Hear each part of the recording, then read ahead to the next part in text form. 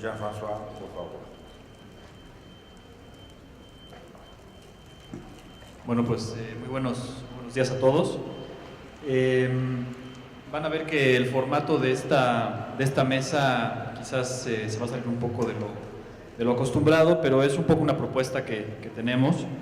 Un poco lo vamos a manejar como yo voy a tener más la función de una especie de moderador y obviamente mis colegas, que son los especialistas, van a hablar más de los temas y los ejemplos que nos van a ayudar a ilustrar el tema que nos ocupa el día de hoy. Entonces, sin mayor preámbulo, yo voy a comenzar simplemente dando los agradecimientos, la introducción a esta mesa.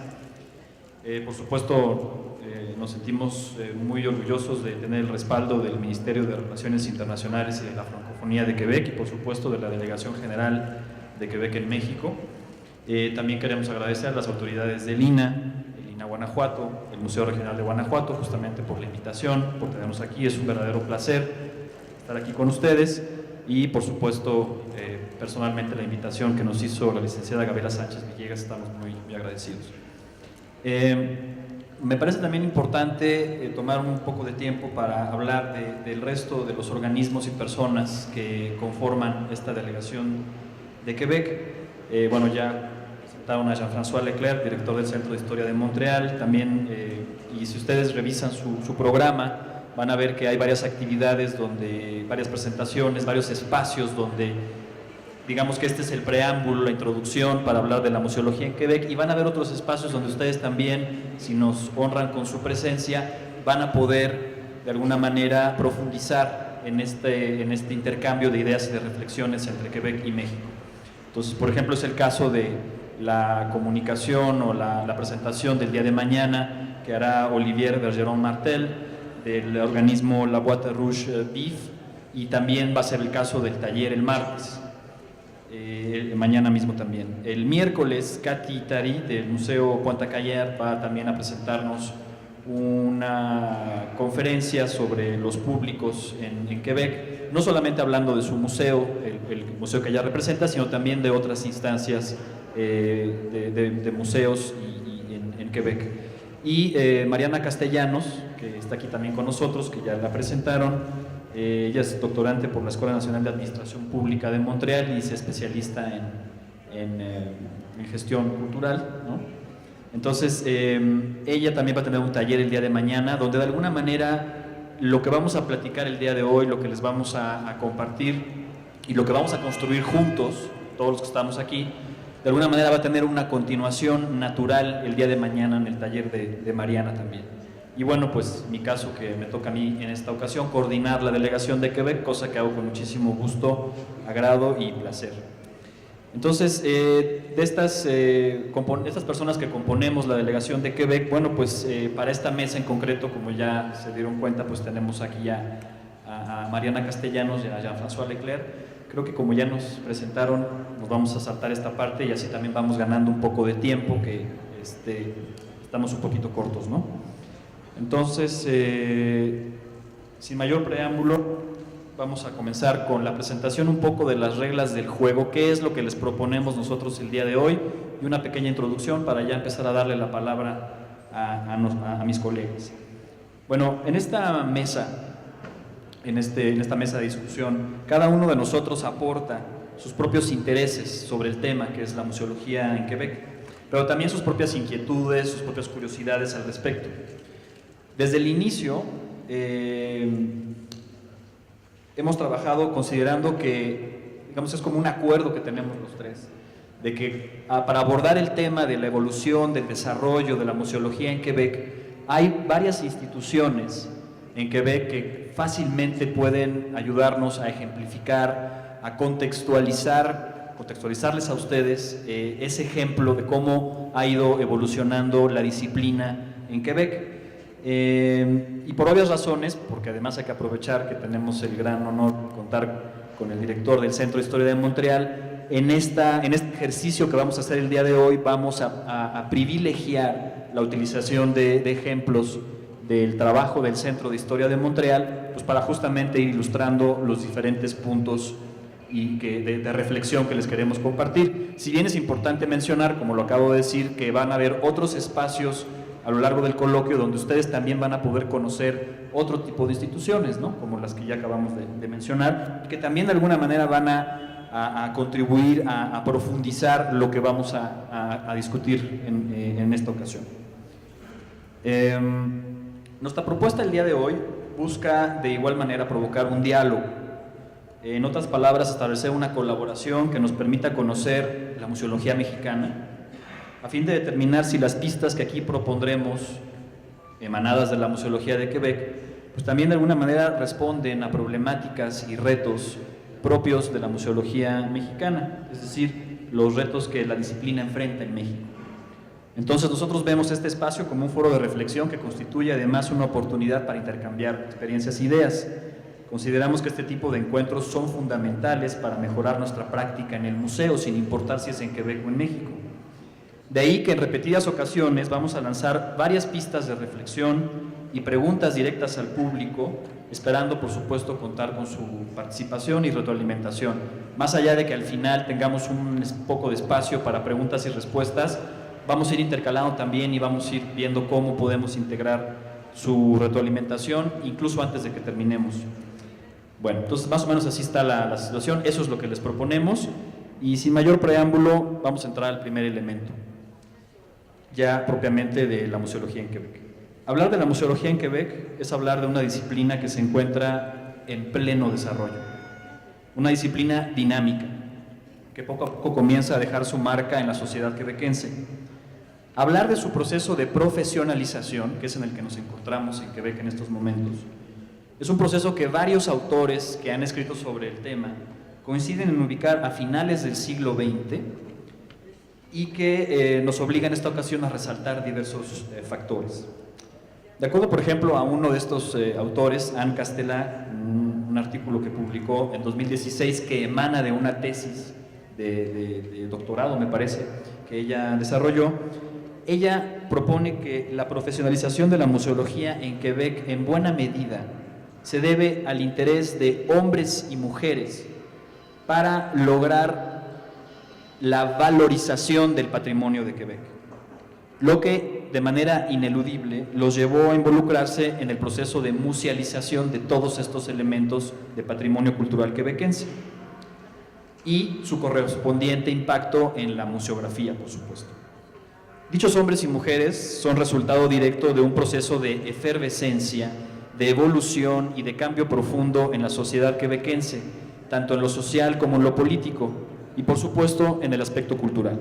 Hablamos de ese proceso que se conoce como la Revolución Tranquila, un momento que muchos consideran como el despertar de la sociedad quebequense en las décadas de los 60, principios de los 70 del siglo XX.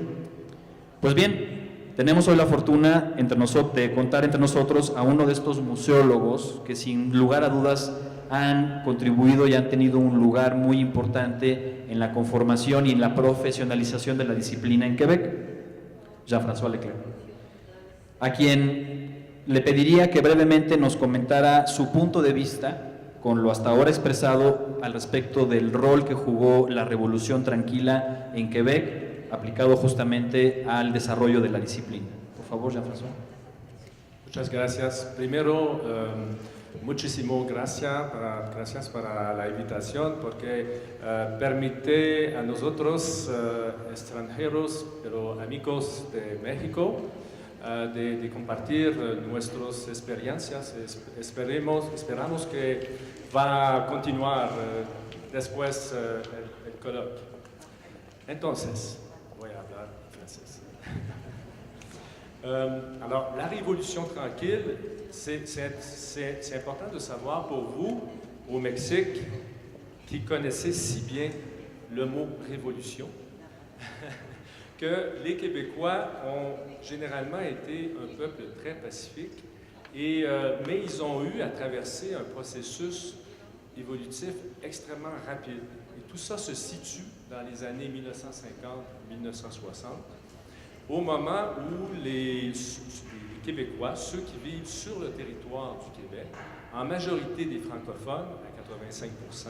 Alors, à ce moment-là, c'est une population d'à peu près 6 millions d'habitants. Donc, ça se compare à des peuples, le Danemark, la Suède, bon, certains peuples du nord de l'Europe. Et le Québec partage avec le Mexique, à l'époque, certains traits, en particulier le fait que la majorité des Québécois sont des catholiques. Et l'Église catholique a une présence extrêmement forte au Québec. Et cette situation découle de l'histoire du Québec, donc colonisation française à l'époque de la Nouvelle-France, ensuite conquête par les Britanniques du territoire, et de cette conquête va découler une domination économique, sociale et culturelle, avec beaucoup de compromis évidemment. Ça n'a rien à voir avec ce que les Mexicains et les peuples autochtones du Mexique vont vivre. Sinon qu'au Québec aussi, il y aura une forme d'assimilation, d'intégration violente que vont vivre aussi les populations autochtones. Mais du côté des francophones du Québec, alors, dans les années 50-60, tout à coup, cette société qui est très conservatrice, très pratiquante, très catholique, va commencer à remettre en question les éléments fondamentaux de cette identité. Contre le conservatisme, on va plutôt aller vers une grande libération de mœurs qui coïncide avec celle que l'Amérique du Nord et l'Europe vont vivre. Une jeunesse qui connaît un baby-boom important, ça aussi c'est un élément très, très important dans l'évolution, et aussi le rôle que l'État va prendre dans la structuration de la société et la prise en charge des services. Donc on va se retrouver avec un État qui se dit un État national dans une autre nation, un autre État national qui est le Canada. Et tout ce contexte va créer donc une tension très forte, parfois avec des moments violents, qui vont amener les Québécois, même à certains moments, à presque dire oui à des projets d'indépendance nationale. Mais derrière toute cette situation, la question centrale, c'est des questions qui vont concerner l'identité, la langue française comme fondement de l'identité et non plus le catholicisme. Et tout ce brassage autour de l'identité va évidemment avoir un impact sur la conception qu'on se fait du patrimoine, les éléments qu'on considère comme étant communs à l'ensemble de cette nation. Mais le problème au Québec, c'est qu'il n'y a pas seulement une nation, c'est une nation qui est une majorité sur son territoire, la province de Québec, une minorité dans l'État fédéral national du Canada, et qui contient, donc le Québec a aussi une minorité anglophone, autrefois dominante et maintenant tout à fait intégrée, mais cette minorité comprend aussi une partie d'une minorité d'immigrants qui ne parlaient ni français ni anglais à leur arrivée. Alors vous imaginez tout le brassage autour de cette identité ne se fera pas de façon facile, coulante, et on va souvent passer d'une certaine domination identitaire. On était dans le système canadien. Ensuite de ça, c'est l'identité québécoise francophone qui va suivre. Et en ce moment, on remet à nouveau en question cette identité parce qu'évidemment, vous avez les Autochtones, les Premières Nations qui revendiquent eux aussi une identité forte. Alors, les Québécois, depuis 50 ans, sans arrêt, parlent d'identité. Alors, c'est vous dire l'impact que ça a pu avoir sur la réflexion sur le patrimoine et évidemment la muséologie. Muchas gracias, Jean-François. Mariana, no sé si quieras tú agregar algo o retomar brevemente algo de lo que acaba de decir Jean-François. Quizás solamente pedirles que se queden en la mente con esta idea de la revolución tranquila, que es uno de los pilares de las influencias que va a tener esta idea en la museología quebequense y en la actualidad. Y vamos a hablar de ello a continuación.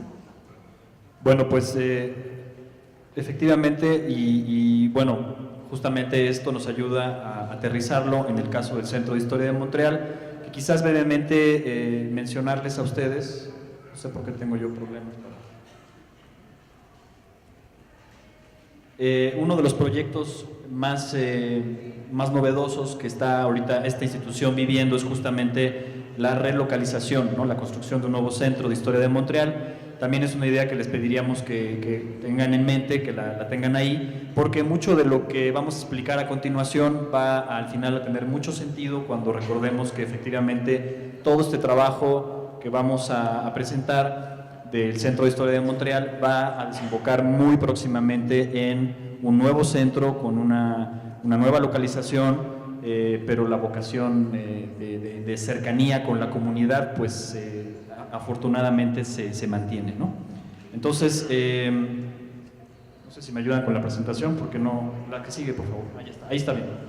Bueno.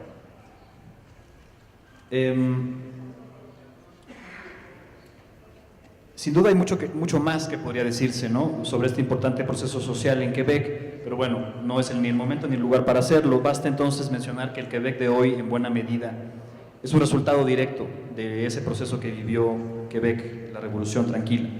Y regresando al tema que nos ocupa, me parece pertinente plantear la siguiente pregunta a mis colegas de mesa. ¿Cuáles son las influencias que han dado forma a la museología en Quebec? Jean-François, ¿nos puedes... Mariana, ¿nos puedes apoyar con esto? Pues han habido 3 grandes influencias para la museografía de Quebec, digamos en el siglo XX. La primera es que después de lo que contaba Jean-François de la Revolución Tranquila, a partir de los años 60 hay un despertar de la sociedad, hay un deseo de no solo conocerse y distinguirse como quebecois, pero de todos los inmigrantes que hemos llegado ahí, de formar parte de esta sociedad. Y en el 67, Montreal es sede de una exposición universal que fue llamada Tierra de Hombres, en la que, si no conocen la historia de las exposiciones universales, llegan diferentes pabellones a una ciudad y presentan la grandeza y la riqueza de cada país. Y lo que aportó esta exposición a Montreal podemos ver en la siguiente diapositiva. La que sigue, por favor. Ese es Una más, por favor. Gracias. Esa es la exposición en 1967. Como pueden ver, hay una gran cantidad de pabellones que se crearon. Muchos de ellos siguen actualmente en función con otro tipo de misión y con nuevas propuestas. Uno de los antiguos pabellones, me parece que es el de Francia como ejemplo, es un casino. Entonces, bueno, finalmente todo se ha recuperado, pero la aportación principal de la Expo 67, como se le llama, es una forma de ver el patrimonio de diferentes lugares a través de nuevas cosas. Entonces, se combinaban marcos discursivos con mensajes de alguna manera promocionales de los países. Y bueno, había exhibiciones de todo tipo, artísticas, históricas, y fue un momento para Quebec en el que, al ver la riqueza de otros países, incorporaron muchas de estas formas de presentación que siguen actualmente siendo impactantes en la museología local. Vamos a dar un ejemplo de esto quizás en las exposiciones del Centro de Historia.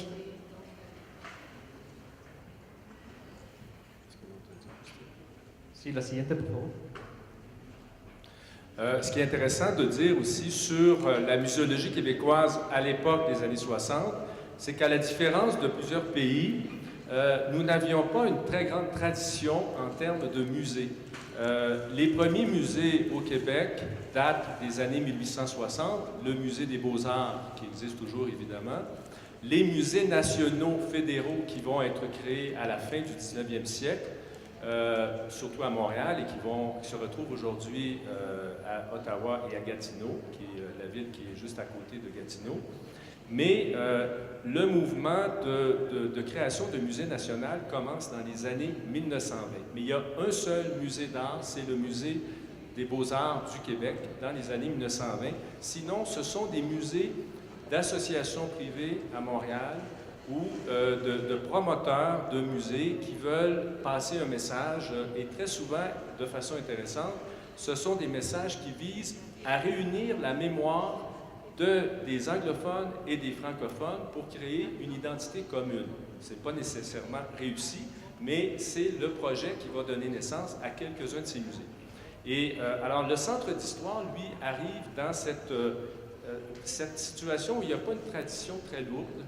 Et le Centre d'histoire va donc s'inscrire dans le courant de l'interprétation, qui est un courant qui est venu des États-Unis, essentiellement dans les parcs naturels des États-Unis.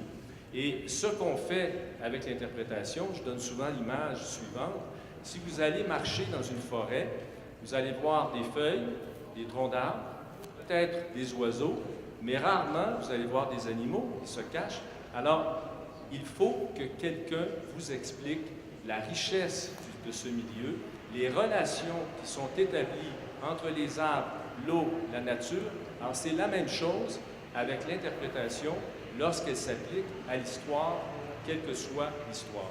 Et c'est ce qu'a choisi, donc, de faire la Ville de Montréal en 1983 et le ministère de la Culture en créant un centre d'interprétation sur l'histoire de Montréal, de la Ville de Montréal.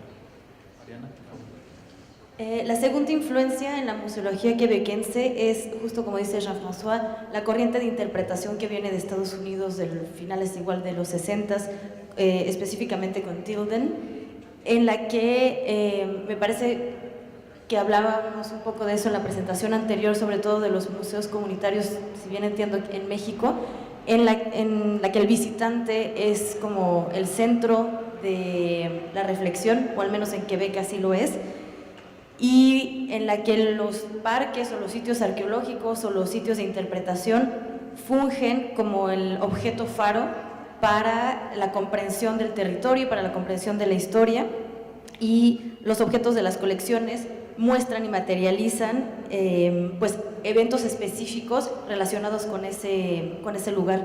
Entonces, este es un eslabón más dentro de 3 secciones que componen de alguna manera la museología quebequense. Por un lado, como dijimos, Expo 67, por otro lado, la corriente americana, que incluso con el paso del tiempo, todo lo que sucede en Estados Unidos tiene una gran importancia también en Quebec hasta cierta medida. Y el tercer elemento es, por la parte francesa, la nueva museología, que voy a decir el nombre en francés, que son los ecomuseos. Bueno, es como mi traducción en español, no sé muy bien si se ocupa el mismo término aquí, que pues son estos lugares que no forzosamente contienen una colección o que su objetivo no es la composición de una colección de objetos tangibles, sino más bien la preservación del patrimonio del lugar y sobre todo el trabajo con la comunidad de manera o en un tiempo contemporáneo. Entonces, estas son, digamos, las 3 grandes inspiraciones de lo que compone a los museos en Quebec, y lo que es muy interesante, al menos Gerardo lo comparte conmigo, como mexicanos que llegamos a este lugar, las capas de importancia entre estas 3 zonas, no hay ninguna que sobrepase a la otra. La cultura francesa no es superior a esta reflexión nacional, y el aspecto americano tampoco sobrelleva a las otras. Siempre están buscando de alguna manera un equilibrio, y quizás podemos ver en algunos ejemplos de los trabajos muy interesantes que ha hecho el Centro de Historia, cómo han conjugado estas 3 partes para adaptarse a las condiciones de inmigración, de identidad y sobre todo de la preservación de la memoria contemporánea. No sé, Jean-François, si quieras compartirnos brevemente este concepto de la clínica de memoria. Alors, juste vous rappeler que donc, le Centre d'histoire naît en 1983. C'est un centre d'interprétation et essentiellement, on peut dire que c'est un média de communication. Et ce qui est fascinant avec l'histoire des musées au Québec, étant donné la tradition très, très faible, le peu d'institutions au départ de cette évolution, on va donc entrer très rapidement dans l'ère des musées ludiques, des musées qui sont tournés vers les visiteurs et sans avoir à, dans le fond, soutenir une muséologie avec une très, très grande tradition. L'envers et le problème avec ça, c'est que, évidemment, les liens avec ce qui fait un musée dans toutes ses dimensions, il y a certains liens qui n'existaient pas. Par exemple, le lien avec la recherche. Beaucoup des musées étaient donc tellement tournés vers le visiteur que ça s'est fait, dans certains cas, au détriment soit de la recherche s'il y avait déjà des budgets de recherche, mais dans d'autres cas, comme le Centre d'histoire de Montréal, notre principal objectif, c'était de communiquer le message de l'histoire de la ville, de l'identité des Montréalais. Alors, toute l'évolution suivante, et c'est vrai pour beaucoup de musées, les musées qui avaient une tradition très forte ont commencé à regarder vers l'interprétation pour voir ce qu'ils pouvaient intégrer dans leur pratique. Dans le cas du Centre d'histoire, ça a été au niveau de la recherche, de voir comment on peut contribuer à la recherche, j'en parlerai pas maintenant, mais c'est aussi une dimension extrêmement importante qui a suivi donc toute la phase où le musée est un média de communication, le musée est tourné vers le visiteur, le musée est dans un contexte de loisirs et de tourisme, c'est toujours vrai aujourd'hui. C'est l'enjeu de devenir un acteur social relié à sa communauté. Le Centre d'histoire est situé dans le Vieux-Montréal, et c'est vrai probablement de beaucoup de musées, ce n'est pas une localisation qui est idéale pour rejoindre la communauté quand une communauté, c'est Montréal et qu'il y a à peu près 2 millions de personnes à Montréal. Alors vous imaginez, on ne peut pas aller leur donner la main à chacun. Alors ce qu'on a fait, et ça c'est un des exemples, on a commencé à travailler avec ce qu'on appelle les arrondissements, c'est les colonias, les barrios de Montréal, et en se disant, profitons des anniversaires de création de ces quartiers, où souvent il y a une volonté de commémorer, pour aller chercher l'histoire de ces quartiers, qui souvent n'est pas écrite, parce que c'est la petite histoire. Donc, aller la chercher auprès des citoyens résidents de ces quartiers et créer des expositions dans des lieux de ces quartiers. Dans ce cas-là, Parc Extension, c'est un quartier multiethnique de Montréal. Et on a fait une exposition en 2010 pour le 100e du quartier. Et on l'a installé dans la mairie d'arrondissement. Et ça a été donc un travail fait en collaboration avec la mairie et le Centre d'histoire. Et je dois préciser que le Centre d'histoire, c'est un musée municipal qui est relié directement au service de la culture, donc qui fait partie de l'administration centrale de la ville. Alors l'autre exemple, c'est qu'on s'est dit comment rejoindre les gens. Et le Centre d'histoire y a répondu en tant que musée municipal en se disant il y a deux façons de le faire. La première, on s'est demandé quel est le patrimoine qui appartient à tous les citoyens. Les objets, non, pas nécessairement. C'est la mémoire que chaque citoyen a de son histoire qui fait partie de l'histoire de la ville. On a commencé à collecter, à mettre en valeur cette histoire. Et l'autre partie, ça a été l'expertise. Nous sommes des experts en exposition, en éducation, en médiation, on peut dire en design, en montage d'exposition. Alors, nous allons offrir cette expertise au public. Et dans ce cas-là, vous voyez, on a créé ce qu'on a appelé une clinique de mémoire, une collecte de témoignages. On est allé sur le site d'un HLM, une habitation à loyer modique, qui fêtait son 50e anniversaire. Et donc, ce qu'on a fait, c'est qu'on a créé une escouade qui débarque sur le site du 50e au moment d'une réunion de tous les anciens résidents. Et on a collecté les témoignages qu'on avait préparés, évidemment, c'est une grosse opération, préparation d'entrevues, contact avec l'administration du HLM. Et ce qu'on demandait aux gens, c'est d'apporter des objets, des photos, et on numérisait les photos de ces objets pour créer des collections virtuelles. Et cette clinique, ce concept, on l'a fait à 8 à 10 reprises sous différentes formes, souvent beaucoup plus modestes que celle-là, pour être capable de rejoindre les gens chez eux. Entonces, bueno, pues, sin intentar resumir lo que acaba de decir Jean-François, una noción, un concepto que habría que guardar es la memoria como único elemento de patrimonio colectivo, ¿no? Y sobre eso está trabajando el Centro de Historia de Montreal. Y yo quisiera agregar un poco, abordar un poco más en lo que dijo también Mariana. Efectivamente, estas tres influencias, la Expo Soixante-Dix y la exposición Terre des Hommes, y luego la nueva museología y la corriente estadounidense de interpretación, efectivamente, ninguna de ellas, o sea, todas ellas, en realidad, lo que sucede en Quebec es que toman su propio, un toque muy particular en Quebec, ¿no? Entonces, no es que la nueva museología o la nouvelle museología tal cual fue expresada o compartida, ofrecida al mundo por Francia, por así decirlo de alguna manera, en Quebec se haya adaptado y no se haya cuestionado. No, sí fue adaptada y sí fue adecuada al contexto particular. Y un buen ejemplo para ver eso es este concepto del ecomusée, que está al centro de la corriente de la nueva museología, pero que no necesariamente el concepto de ecomusée como tal permeó en Quebec, sino que en Quebec vamos a ver otro tipo de instituciones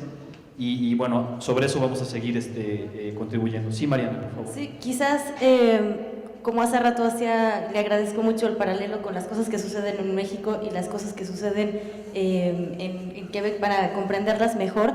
Decir que estamos tomando el Centro de Historia como un ejemplo central porque justamente conlleva todas las cosas. Como vieron quizás en la primera foto, el Centro de Historia actualmente está en una estación de bomberos en el viejo puerto, digamos que es la zona turística de Montreal, y de alguna manera el edificio en sí mismo, como este recinto, tiene una historia.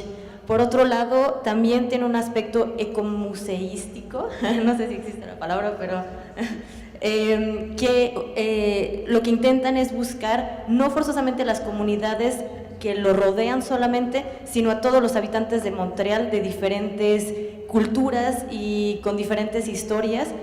Y también en el caso de esta exposición de la colonia Parc Extension, es una de las más pobres de Montreal. Entonces intentan a través de sus actividades integrarlas y mostrarlas a los demás. Y en cuanto a la corriente de interpretación, digamos, más americana, el Centro de Historia también tiene su lugar por, pues de alguna manera, estas clínicas de memoria que son la forma de adquirir, como decían hace rato también, otro tipo de objetos, que en este caso no son objetos tangibles, sino es simplemente los recuerdos de las personas, para darle sentido a los lugares. Entonces, de alguna manera es un ejemplo muy completo de las tres influencias que están en Quebec. En otros museos hay una tendencia hacia uno o hacia otro, pero me parece que el Centro de Historia es muy interesante por eso, sobre todo porque busca la memoria de hoy en día, como de qué pasó ayer y no forzosamente aquella del pasado, no sé, 100 años o algo así. Y podemos pasar a la siguiente diapositiva, por favor. Bueno, aquí es donde teníamos un poco la primera invitación para que participáramos, pero creo que por cuestiones de tiempo vamos a tener que manejarlo de otra manera, porque si no, no vamos a alcanzar a cubrir todo esto que acabamos de mencionar ahorita. Es parte de la introducción, es preparar el terreno para propiamente empezar a hablar de lo que sucede en términos museológicos en Quebec. Pero lo que sí les vamos a agradecer muchísimo, porque a nosotros nos va a servir, y quizás en el taller de mañana Mariana podría retomar algunas cosas. Si ustedes toman en cuenta esta pregunta, que es una pregunta que les lanzamos nosotros a ustedes, ¿cuáles son las principales influencias de la museología en México? Sin que las respondamos en este momento, si ustedes con sus tarjetitas que les circularon, una hoja de papel, al final nos hacen llegar esos comentarios, yo creo que con eso vamos a cubrir bastante bien lo que como delegación de Quebec nos interesa conocer. Aquí están asistiendo mis colegas de que sí, que por favor nos retroalimenten con ese dato, ¿no? Entonces, para agilizar el proceso y no perder tiempo en eso, les agradecemos de antemano si nos ayudan con sus reflexiones, con sus notas sobre cuáles, de acuerdo a su percepción, a su ámbito de trabajo, de implicación, nos pueden ayudar a retroalimentar cuáles consideran son las principales influencias de la museología en México. Y entonces vamos a pasar a la siguiente, por favor. Entonces ahora llega el momento de presentar a ustedes lo que para nosotros constituyen los aspectos que le dan su sello particular e innovador a la museología de Quebec. Y para ello nos hemos apoyado en uno de los teóricos más eminentes de la museología de Quebec, Raymond Montpetit. Y antes de continuar, nos parece también importante preguntarle y pedirle a mis colegas que les compartan o nos compartan y nos ayuden a que ustedes comprendan quién es Raymond Montpetit y qué representa para la museología de Quebec. Jean-François, por favor. Alors encore une fois, oui. Alors encore une fois, autant que le Centre d'histoire est un exemple, je pense, qui illustre bien les choses, Raymond Montpetit, sans que vous le connaissiez et qu'il soit nécessairement connu internationalement, bien qu'il est très connu dans le réseau de la francophonie. Alors, Raymond Montpetit est un pionnier de la réflexion structurée sur la muséologie au Québec. Mais ce qui est intéressant de savoir, c'est qu'il est d'abord un historien d'art, mais un historien d'art qui très tôt s'est impliqué sur le terrain pour soit conseiller les gens qui voulaient créer des musées, ou tout simplement réfléchir sur l'évolution de la muséologie. Et ce qui est intéressant de savoir, c'est que Raymond Monpetit fut le fondateur du Centre d'histoire de Montréal en 1983. Et c'est une particularité, je crois, de la muséologie au Québec, c'est qu'il n'y a pas de frontière étanche entre le milieu académique qui se consacre à la muséologie et le terrain muséologique des musées. Parce que très souvent, ce sont des professeurs qui venaient de l'ethnologie, l'anthropologie ou l'histoire de l'art, c'est très souvent l'histoire de l'art, qui ont commencé à travailler à des projets muséologiques ou à s'impliquer dans des projets muséologiques. Et inversement, ce sont souvent des praticiens de la muséologie sur le terrain qui se sont retrouvés à enseigner dans des programmes de muséologie. Alors, ça fait que la frontière et le statut des uns et des autres n'est pas très différent dans le monde académique, surtout celui qui est consacré à la muséologie. Il n'est pas dit qu'avec le temps, évidemment, la muséologie comme programme existe depuis 1987. Et c'est un programme qui se structure, il y a le doctorat qui vient d'être créé. Alors peut-être qu'on s'en va vers un renforcement du secteur académique, de la réflexion en collaboration avec d'autres disciplines autour de la muséologie. Mais étant donné que dans cette phase de développement premier de la muséologie, on peut dire que la muséologie est une pratique, une profession. Donc, on a une approche extrêmement pragmatique de la chose, ce qui peut être très bon, mais ce qui peut nous enlever aussi beaucoup un certain recul face à ce que nous faisons, parce qu'il peut y avoir souvent la confusion entre nos ambitions, nos rêves et la réalité. Donc, c'est le bémol que je mets peut-être à cette dimension de la muséologie québécoise. Mais Raymond Monpetit, donc, a été un pionnier très typique de ce qu'est le profil des muséologues québécois. Mariana, ¿quisieras agregar algo? Sí, solo decir que sigue siendo profesor emérito de la Universidad de Quebec. Hay algunas universidades que tienen la maestría en museología. Gerardo la está tomando en Gatineau, que está cerca de Ottawa, y yo la tomé en Montreal. El programa es un programa conjunto entre dos universidades y el objetivo es que cada uno tome clases pues en la otra institución para conocer un poco también las prácticas de la institución. Y como bien dice Jean-François, es una maestría práctica. Una parte una parte son cursos normales en aulas y otra parte es unas prácticas profesionales que se tienen que hacer para completar el programa en alguna institución. En mi caso fue en el Centro de Historia. Y es muy interesante porque justamente después de tener las clases para reflexionar sobre los sueños y sobre las cosas increíbles que uno puede hacer, cuando llegas a la parte de las prácticas, bueno, te das cuenta que la realidad es diferente, que hay un presupuesto y que hay ciertas cosas que no se pueden hacer o que con creatividad puedes ir más allá y lograrlas un poco diferente, pero eso creo que es una de las cosas más interesantes de esta maestría. Y Raymond Monpetit, al igual que, no sé, voy a decir Yves Bergeron, que fue otro de mis profesores, son grandes pensadores y de alguna manera están como todo el tiempo trabajando para hacer la museología de Quebec mucho más, no sé, diversa y reflexiva. Etcétera, ¿no? Podemos pasar a la siguiente diapositiva, por favor. Entonces, en la diapositiva aquí tienen el listado de los 6 elementos. Obviamente nosotros nos estamos basando en el trabajo de Monpetit y estamos expandiendo o insistiendo sobre los ejemplos aplicando el Centro de Historia de Montreal. Entonces, este es el listado, obviamente traducido al español, de los 6 elementos representativos de la museología en Quebec.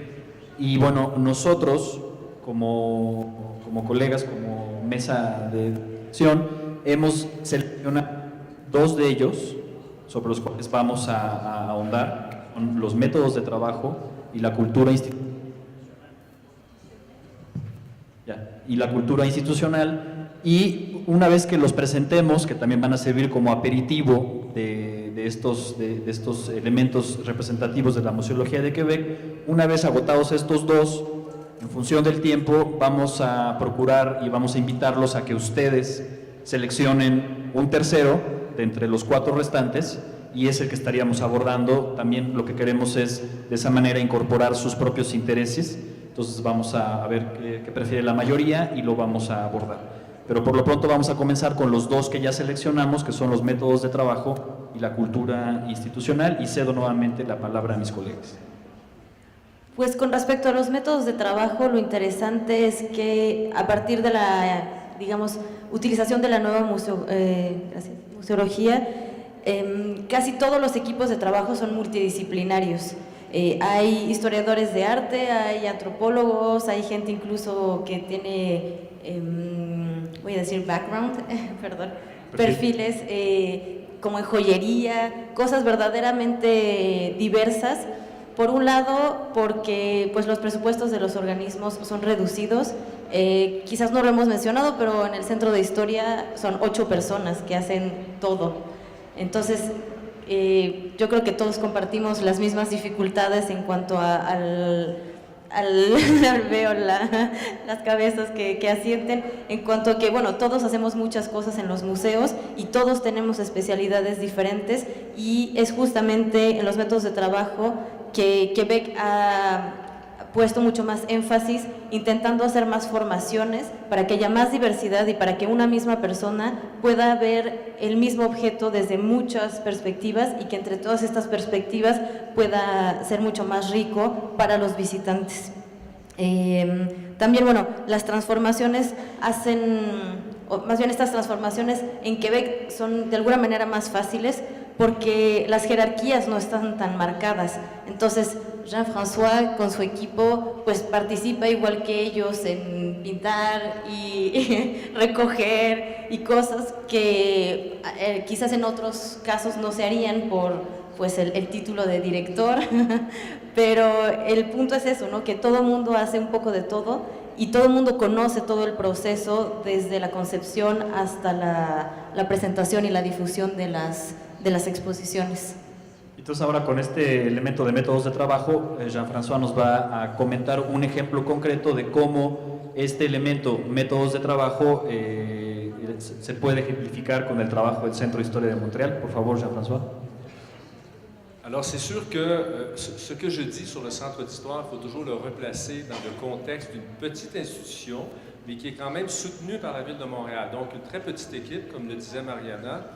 Donc, inévitablement, nous devons être extrêmement polyvalents.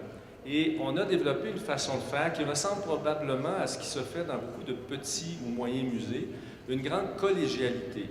Alors, ce qu'on dit, c'est que chaque personne, chaque membre du personnel peut contribuer soit par ses connaissances spécialisées d'experts, mais aussi par sa propre culture, son réseau.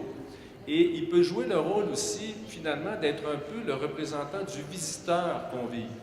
Et c'est ce qui fait que souvent dans nos équipes, évidemment, on a une muséologue qui est responsable des expositions, qui va piloter un projet, ça c'est quand même important. Donc il y a tout le processus de décision sur le thème de l'exposition, selon les objectifs de l'institution, et ensuite selon le budget, mais le projet se met en marche donc d'abord par une recherche préliminaire. Dans notre cas, c'est une recherche documentaire très sérieuse, et ensuite de ça, ça va être une recherche qui vise à faire une collecte de témoignages, puisque c'est le cœur de nos expositions. Par la suite, une fois qu'on a établi le synopsis, le scénario de l'exposition, rentre en compte tous les partenaires, collaborateurs, experts, techniciens qui vont travailler au projet d'exposition. Alors, l'exposition que vous voyez là, c'est celle qui est en cours en ce moment. C'est sur Expo 67, cet événement extraordinaire que les Montréalais ont adoré. Et c'est une exposition qui, cette fois, a été extrêmement technologique. Alors, vous pouvez imaginer que nous, comme petite équipe, nous n'avions pas les compétences pour travailler avec la technologie. Donc, notre petite équipe, s'est greffé un ensemble d'experts, de techniciens.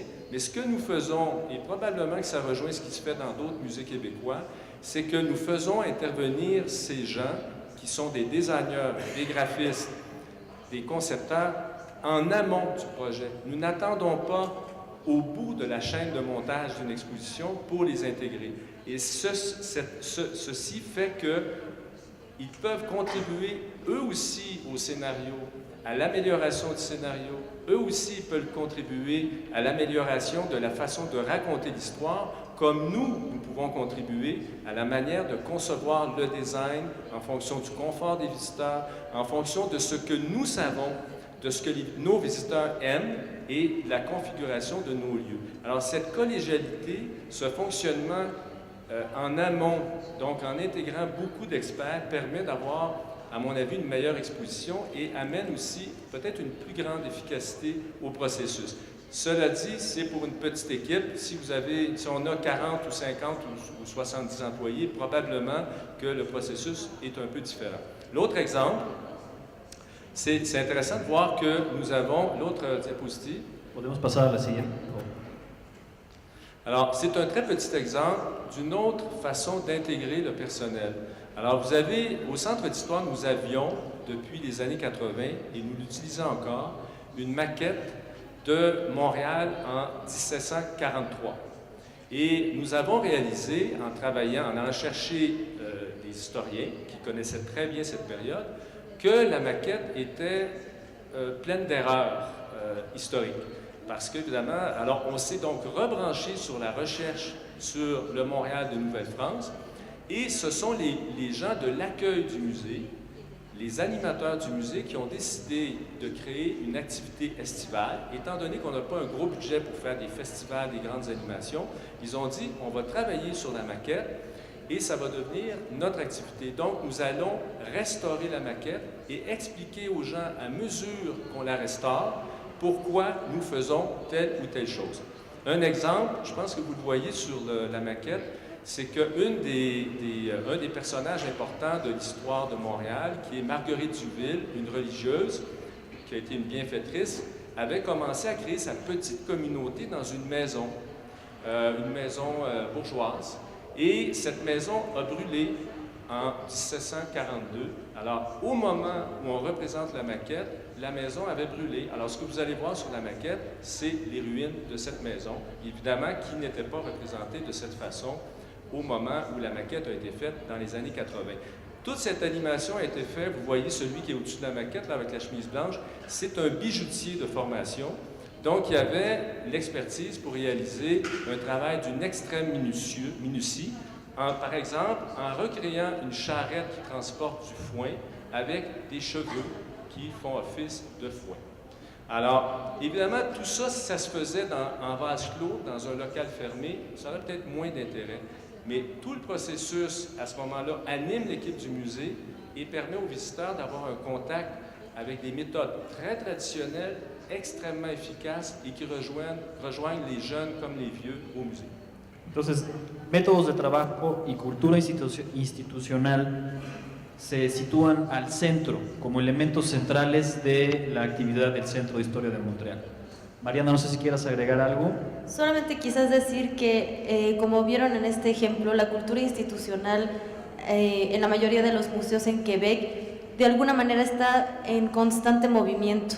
Con las nuevas exposiciones cada uno juega un rol diferente y de alguna manera el organismo va moviéndose y cambiando ligeramente, siempre teniendo la misión y la visión de la institución como faro de guía, pero todos pueden aportar algo. En este caso, como Jean-François lo mencionó, es el mismo equipo el que propició el cambio en la maqueta, el que propició que fuera mucho más precisa ciertas cosas. Entonces, la cultura institucional está en transformación, los roles de cada empleado, si bien están definidos, pero como decíamos también el hecho de que las instituciones tengan muchas más demandas y que todo el mundo tengamos que hacer más cosas, pues nos obliga de alguna manera a cambiar de rol en algunos momentos y constantemente. Entonces, bueno, es una cultura institucional, yo diría quizás en flexible y de alguna manera orgánica, porque va cambiando constantemente. Si podemos regresar 2 diapositivas para atrás para regresar a la lista, ahí muy bien, muchas gracias. Bueno, pues entonces estos 2 ejemplos sirven para ilustrar los primeros 2 elementos y ahora lo que nos gustaría es, pues yo creo que vamos a hacer un ejercicio de levantar la mano para más o menos ir midiendo el pulso y saber en función del tiempo qué otros elementos podríamos abordar. Entonces me gustaría preguntarles, el vínculo o relación con los objetos, más o menos qué interés habría. Si pueden levantar su mano, por favor. El rol de la exposición, la consideración de las expectativas y necesidades del visitante y la tendencia e interés hacia la innovación y la creatividad. Bueno, me parece que el E, la consideración de las expectativas y necesidades del visitante, sería un ganar. Y después podríamos poner el F y el C, quizás, en ese orden, ¿les parece bien? Entonces, vamos a comenzar con el inciso E, que es la consideración de las expectativas y necesidades del visitante. Y ahorita les voy a decir cuántas diapositivas avancemos, por favor. Permítanme un segundo,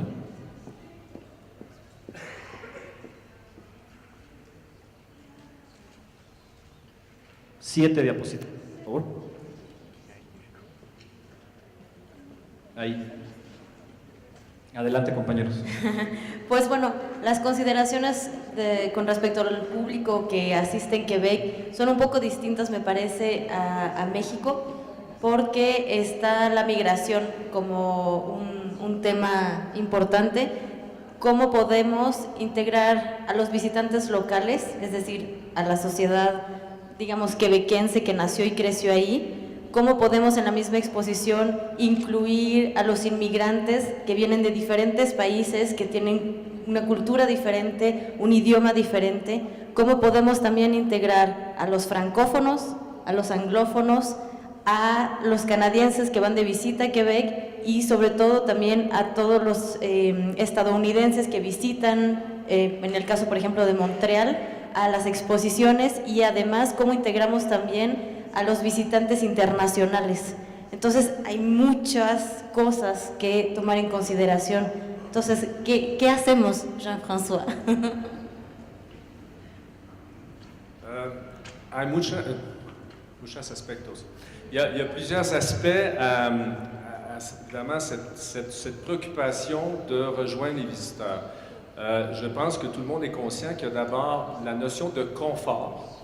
Parce que je dirais que ce qui a été important dans l'évolution de la relation avec le visiteur, c'est que dans les musées classiques, qui avaient une approche beaux-arts, on sollicite encore beaucoup le regard, le sens esthétique et très souvent le savoir acquis, soit à l'école ou à l'université. Ce qui se passe dans nos musées de plus en plus, c'est qu'on considère la personne de façon intégrale. Alors, avec ses sens, il n'y en a pas juste un, ses sens, avec ses émotions, avec son besoin d'identifier ce qu'il voit avec sa propre réalité. Et comme le disait Mariana, la difficulté dans des milieux, et c'est vrai de beaucoup de villes, j'imagine ici aussi, où on a des gens de diverses origines, on a des touristes, comment répondre aux attentes qui peuvent être si diversifiées. C'est sûr que nous, ce qu'on fait dans tous nos sujets d'exposition, c'est qu'on essaie toujours d'avoir dans nos propos, dans nos thématiques, un sujet, oui, qui est très local, dans le cas de Montréal, dans le cas d'un quartier, mais qui a des dimensions universelles. Et dans ce cas-là, vous voyez une exposition qui s'appelait « Quartiers disparus ». Et c'était sur des secteurs de la ville de Montréal qui avaient été détruits, complètement rasés, dans les années 1950-60, comme ça s'est fait dans beaucoup de villes européennes et nord-américaines, pour faire place à des infrastructures modernes. Et alors, ce qu'on est allé chercher, ce qui a été le début de ce travail, et ça rejoint toute la question indirectement des objets, ça a été une collection de photos techniques qui avaient été prises par un photographe de la ville dans l'intention de constituer des dossiers d'expropriation des maisons qui allaient être démolies. Alors, imaginez-vous le photographe qui se promène un beau jour de juillet ou du mois d'août dans les rues de ces quartiers, pose un numéro devant les maisons et photographie la maison qui va être démolie quelques mois plus tard. Au même moment, vous avez monsieur, madame, tout le monde, des enfants, des femmes qui étendent leur linge pour le faire sécher, des enfants qui jouent dans la rue, des gens qui sont au petit restaurant du coin. Alors, vous voyez une photo, à un moment donné, vous avez ce comptoir de restaurant avec le numéro. Alors, il y a un côté extrêmement dramatique qui ressort de ces photos, et ces photos, vous les voyez exposées dans une des parties de l'exposition. Alors, donc, on rejoignait à la fois le quotidien des gens qui avaient vécu ou dont les parents avaient vécu ces expropriations. Et ce que les gens nous disaient, c'est que ce qu'on a perdu, c'est moins des maisons, parce que souvent, c'était des maisons qui avaient des problèmes, des vieilles maisons qui n'avaient pas été entretenues, mais on a perdu des communautés, parce que le quartier, c'était d'avoir une communauté de vie. Et évidemment, ce thème des quartiers disparus rejoint des histoires qui ont été vécues partout dans le monde, plus ou moins à la même époque. Alors, je vous disais donc qu'il y a le confort, la personne intégrale. Donc, le visiteur, c'est un humain qui entre dans un lieu patrimonial. Alors, comment parler à tous les aspects de cet humain? Et ce qu'on fait aussi depuis quelques années, c'est qu'on fait des sondages dans l'exposition. Souvent, ce sont des stagiaires qui nous permettent de le faire pour voir est-ce que nos intentions de communication ont fonctionné. Est-ce que les visiteurs, dans le cas des expositions où le témoignage est tellement présent, est-ce que les visiteurs regardent, écoutent les témoignages? Est-ce qu'ils en écoutent 3 ou 4 au début de l'exposition et ensuite passent à autre chose? Alors, c'est extrêmement important et je disais tout à l'heure que souvent, nous, les promoteurs de musées, et j'en suis, on croit beaucoup à ce qu'on fait. Hein, on est des missionnaires, des visionnaires. Mais la réalité, souvent, des résultats, ça passe en second, parce qu'on aime bien dire qu'on a de grands succès. Alors, c'est important de revenir, comme le faisait notre collègue précédemment, sur des données très factuelles, quitte à en tenir compte ou pas.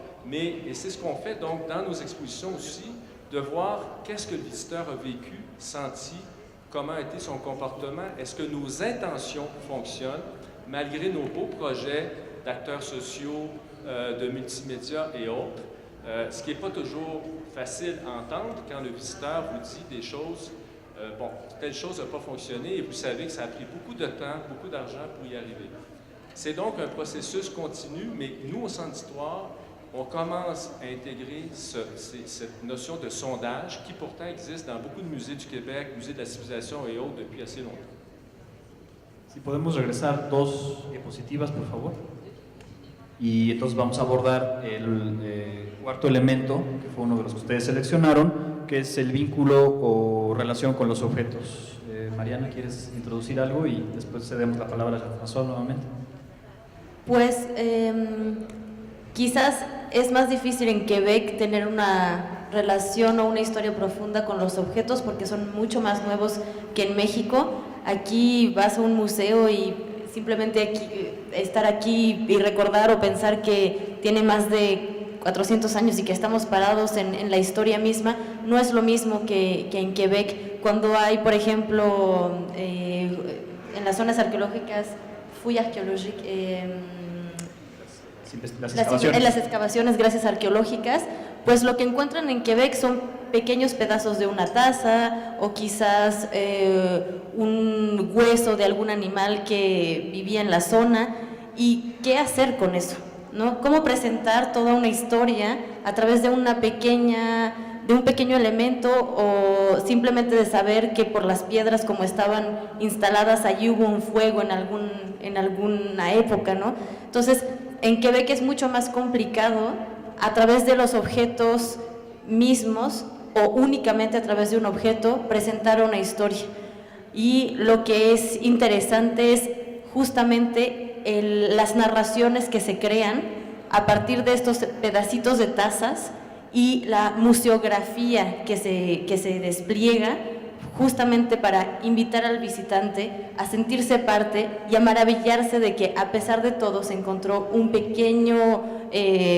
pequeño mango de una jarra que finalmente se encontró después de un gran incendio en 1700. Entonces, la relación con los objetos en Quebec es mucho más particular porque a pesar de que son minúsculos, es maravilloso encontrarlo. Y eso, digamos que es para la historia un poco más antigua, pero cómo valorizamos los objetos contemporáneos. Las tazas que usamos hoy en día podrían estar en un museo, quizás no, pero quizás sí. Alors, la collection au Centre d'histoire, c'est à peu près 5000 objets du quotidien et c'est une collection qui s'est constituée au cours des expositions. Le Centre d'histoire, c'est donc un centre d'interprétation qui n'avait pas le mandat de collectionner au début. Peu à peu, inévitablement, on a créé une collection d'objets et on s'est retrouvé avec une collection d'objets assez hétéroclites, mais qui représentent des icônes de la vie quotidienne des Montréalais. Alors, on s'est dit à un moment donné, comment peut-on faire une exposition autour de cette exposition quand même assez hétéroclite? Et comment surtout, et ça c'est un enjeu à mon avis, je pense pour tout le monde aujourd'hui et même au Québec, comment faire parler les objets dans toutes leurs dimensions. Parce que très souvent l'objet, et c'est partout la même chose, c'est une illustration. Nous avons un propos, on a besoin d'un objet pour l'illustrer, ou le contraire. On a un magnifique objet et on a une explication qui accompagne l'objet. Alors, ce qu'on va faire, c'est qu'on va créer une exposition qui va s'appeler Made in Montréal et qui va à la fois montrer des objets qui rejoignent la mémoire des gens, et ça c'est assez fantastique. Les journalistes qui ont couvert l'exposition disaient c'est comme ouvrir le placard de nos grands-mères, ou nos arrière-grands-mères, ou nos mères. Et donc, il y avait un contact très, très spontané, direct avec l'objet. Mais nous voulions aller plus loin. Et ça, c'est un autre enjeu. On a des savoirs, c'est l'histoire de Montréal, comment faire passer l'histoire de Montréal à travers ces petits objets. Donc, on a développé tout un discours autour de l'évolution de l'économie à Montréal. Chacun de ces objets représente une compagnie qui était à Montréal. Alors, une compagnie de bière qui a connu des difficultés dans les années 50, qui a été absorbée par une compagnie américaine, qui a été absorbée par une compagnie japonaise, etc. Donc, en même temps, en travaillant avec des objets très chargés émotivement, on passait toutes sortes de notions sur l'histoire de l'économie, donc un sujet qui peut être assez ardu à passer. Autre aspect intéressant, c'est qu'on allait chercher des gens qui s'intéressaient à l'histoire du marketing, à l'histoire du design, parce que tous ces objets commerciaux, évidemment on parle des objets commerciaux, ils ont une histoire qui n'est pas seulement celle de leur usage, mais du concept de design de leur époque. Alors, et ça, je dirais que c'est un peu c'est un enjeu, même au Québec, comment sortir l'objet du rôle de figurant ou de vedette qu'on lui a donné, mais en masquant tous les aspects émotifs, identitaires, de connaissances, de design, de matériaux qui se retrouvent derrière cet objet. Et je me souviens, dans mon cours de muséologie, d'avoir vu une expérience qui s'était faite en Angleterre, où à partir d'une enveloppe de styrofoam d'un Big Mac, on reconstituait une partie de l'histoire de notre civilisation basée sur le pétrole, le fast-food, etc., etc. Est-ce que vous avez vu souvent dans une exposition qu'on allait aussi loin dans le décodage d'un objet pour parler de notre civilisation, de nos cultures? Alors, je pense qu'il y a énormément de travail à faire de ce côté-là. Et ce qui est intéressant avec une exposition comme ça, les médias répondent parce que les médias veulent plaire et rejoindre le public. Alors, c'est sûr qu'il y a eu de la couverture de presse sans beaucoup de budget de publicité. Si podemos avanzar 3 diapositivas, por favor. Y con este llegamos al quinto elemento que vamos a cubrir. Vamos a dejar de lado el rol de la exposición. Así fue un poco el gusto de ustedes, el deseo de la mayoría. Y entonces vamos a abordar el sexto elemento, que es el quinto que vamos a desarrollar hoy, la tendencia e interés hacia la innovación y la creatividad. Mariana. Pues finalmente hacemos, como dirían en francés, cerramos el círculo, on ferme la boucle, porque de alguna manera regresamos a la Expo 67. ¿Qué son las cosas que impresionan al público hoy en día? Pues las cosas innovadoras, las cosas creativas. ¿Y cómo llegamos a ellas? Pues a través de cosas mucho más simples de las que pensábamos en realidad. Obviamente en la museología de Quebec se han integrado mucho las nuevas tecnologías, pero también hay una gran reflexión sobre cómo se integran y para qué se integran y qué hacen los museos con ellas. Porque a veces, no sé cómo funciona de alguna manera en los momentos de integrar nuevas tecnologías en los museos en México, pero en Quebec hay un programa específico para que tú vayas y digitalizas, gracias, tus colecciones, y entonces hay un presupuesto específico para eso. Pero después, ¿qué pasa? ¿Qué se hacen con esas exposiciones, con esos objetos que están en las plataformas? Entonces, de alguna manera hay un grupo de investigación para qué hacemos con esos objetos, o incluimos pantallas táctiles en los museos, solamente para cambiar, y en lugar de tener una pancarta escrita para que sea virtual. Esa es la incorporación de las nuevas tecnologías. Entonces, lo que están haciendo ahora en Quebec, y también es uno de los desafíos, es saber cómo incorporar estas nuevas tecnologías y cuál es la razón de ellas. Porque el costo de incorporación es uno y es muy alto, pero el costo de mantenimiento es aún mayor. Y muchas veces las personas que trabajan en los museos y que cotidianamente están en contacto con esto y en el uso de estos nuevos como dispositivos, no forzosamente están capacitadas para hacerlo. No todos sabemos programación, ni todos sabemos diseño, ni todos sabemos tampoco entrar como a la interfase de estos dispositivos. Entonces hay una gran reflexión para saber, bueno, ok, los vamos a incorporar, pero ¿cómo los vamos a incorporar? ¿Y cuál es la función principal de esta incorporación? No solo para una exposición, sino como a largo plazo para los museos. Pero también en el Centro de Historia han hecho cosas muy interesantes con elementos sencillos, y Jean-François nos puede presentar lo que hicieron en esta exposición.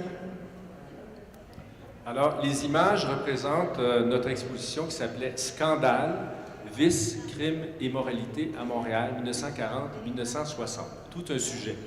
Il faut savoir que Montréal a été l'équivalent de La Havane au nord de l'Amérique du Nord, parce que au moment de la prohibition, les Latins que sont les Québécois ont décidé de ne pas interdire l'alcool, mais plutôt de contrôler la vente de l'alcool, alors que dans le reste de l'Amérique du Nord et du Canada, c'était une prohibition presque totale.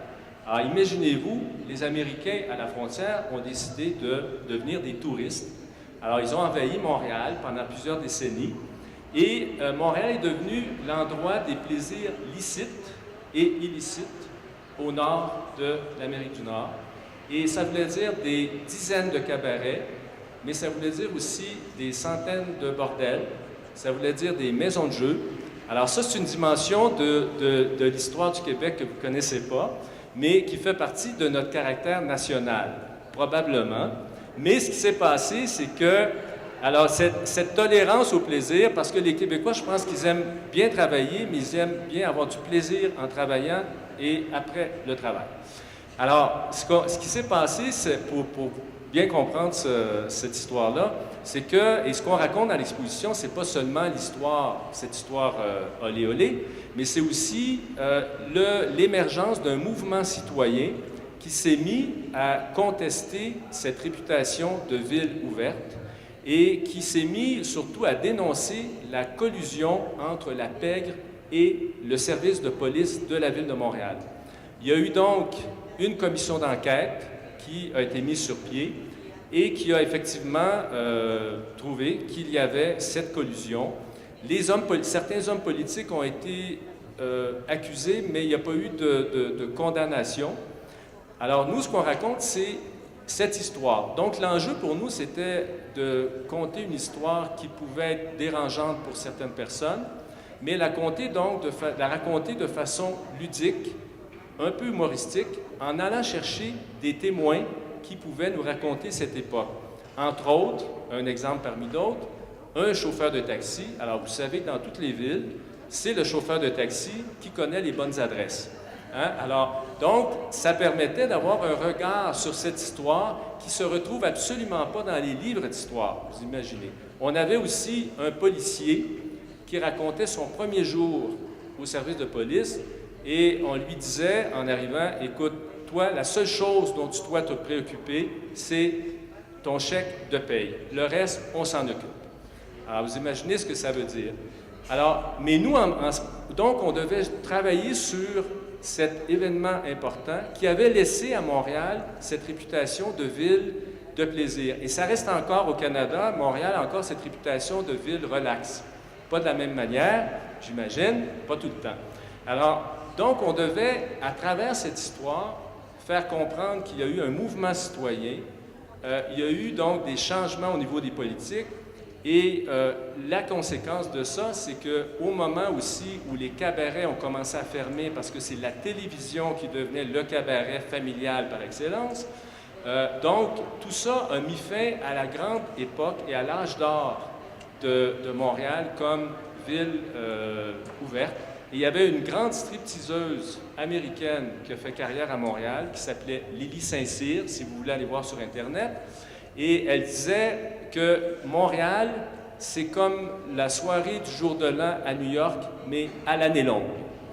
Alors, c'est vous dire que c'était une réputation assez forte. Alors, nous, notre enjeu, autant pour cette expo que pour les autres, justement parce qu'il y a peu de traces, à part de petits objets, des petits bâtons de plastique qui servaient à brasser les cocktails. On a le nom du cabaret. Donc, il y a peu de choses. On a eu de la difficulté à trouver des photos des cabarets les plus célèbres de Montréal des années 50.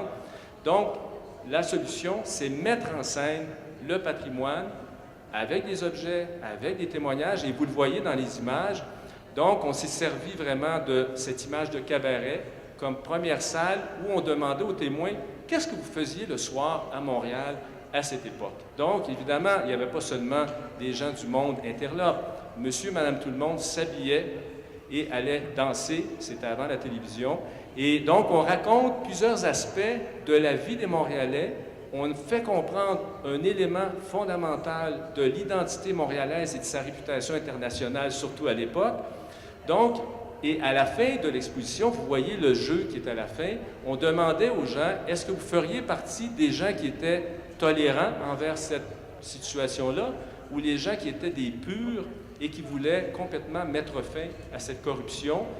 Et ça veut dire aussi, il y avait des questions qui étaient, est-ce que la prostitution, ça fait partie de la vie, ou on doit l'interdire complètement? Donc, on amenait les gens à arriver à faire leur propre jugement à partir de ce qu'on racontait et à exposer leurs propres idées avec ce jeu, donc de dés. Alors, vous pouviez être un pur, un tolérant, et selon le chiffre que vous aviez sur votre dé, bien, vous aviez une certaine réflexion sur l'évolution de la ville. Et nos témoins terminaient aussi, dans la dernière salle, sur des réflexions sur c'est quoi la corruption? Est-ce qu'on peut y échapper? Est-ce qu'une ville peut éviter cette situation-là? Est-ce qu'une ville complètement pure, c'est une ville qui est vivante? Alors donc, des questions qui dépassaient simplement le fait de raconter cette histoire extrêmement intéressante.